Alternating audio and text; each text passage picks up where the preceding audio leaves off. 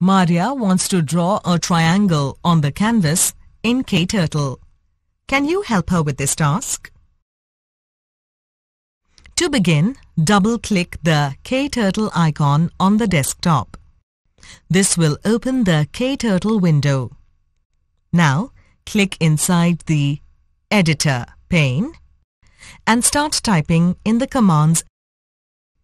While typing the commands, always remember to press the Enter key after each command to move to the next line. The first command would be TR30. Then we move FW150, followed by TR120, then again FW150, repeat TR120, and finally FW150 again. To make the turtle face forward again, end with TR90.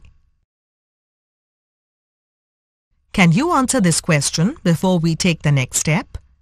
In which pane do we type in the commands?